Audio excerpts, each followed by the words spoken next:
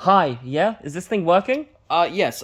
Would you mind introducing yourself, Toby? Okay, cool. Well, I'm Toby Downer, and I was one of the leaders in getting a Republican senator into Texas.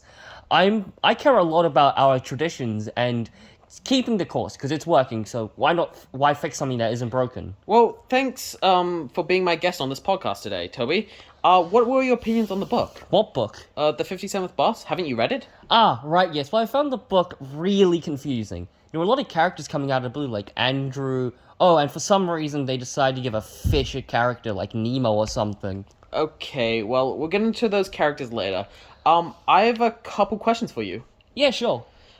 First of all, what were your opinions on Richard's punishment for his hate crime he committed? Well, I have two opinions. First, I think his punishment was perfectly suitable for the type of delinquent behavior.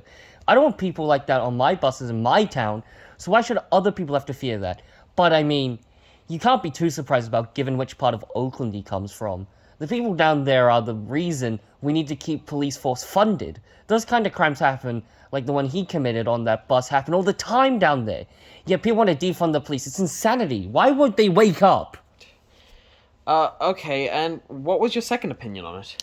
Well, there was also a little part of me that also thinks his punishment, or at least the reason for his punishment, was a little unjust. Finally, something we agree on, and why is that? Well, that the guy got charged for hate crime. How does that classify as a hate crime? It doesn't make sense. Well, it's because in the interrogation with the cops, he, well, admitted to being homophobic, which personally I don't think was true and was purely because he was trying to get the police off his back. He was just frightened, you know? And the other thing was, in the letters, he did state that the reason he did it was because he thought Sasha was a guy in a skirt, so. Yeah, no, I get all that. The whole homophobia thing, that's fine. But personally, I believe that a hate crime and all that stuff is all nonsense. He should have just been charged with a normal crime, like assault or something.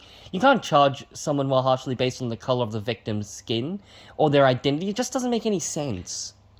Okay, well, going off that, my next question for you, Toby, is what are your opinions on the representation of non-binary people and the LGBTQ plus community in this book? The LGB what? Like how they showed sexuality and identity throughout the book. Oh, you mean the gays?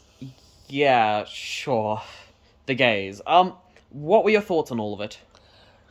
I just think it made the book too confusing. I think with all the changing pronouns throughout the book, it was hard to keep track of who was who. As I said before, there are characters that just came out of the blue. In that random section where it was all just Facebook posts, I think it just made everything so confusing and hard to understand. I don't think I really understood the point of the book. I just get, just the disorganization about it. I just couldn't keep up with the plot. Well, what if that's what the author was trying to get across? A sense of confusion, not really knowing what's going to happen or what's happening at the time. It kind of gives you a slice of life into what was happening, all the chaos with Sasha and Richard's lives after the event. Well, if that's what the author wanted to for, then I think the book is kind of rubbish. It's not like I'm homophobic or anything. Like, I have a son who's gay, even though I resent him for it. But there's too much representation in the media at the moment. It's not like they need a book based on some everyday event where some delinquent kid burns someone on a bus and trying to make it gay and all that. It just annoys me. Okay, well, I'll take that into consideration. If you had to rate the book out of 5 stars, what would you rate it there, Toby? I'd have to go with 2 stars. There wasn't much of the book I liked because I don't read too much, so it was a pleasant change from the boring old sports and channel on TV. Well, thanks again, Toby, for agreeing to come on my podcast. It was really interesting getting to hear your opinions and your view on all of this, and, it's just interesting. Yeah, no worries. Thank you, John. It's really important to get some good old-fashioned Southern representation in this media. And maybe, if the author listens to this, might take my complaints into consideration and make a less gay book.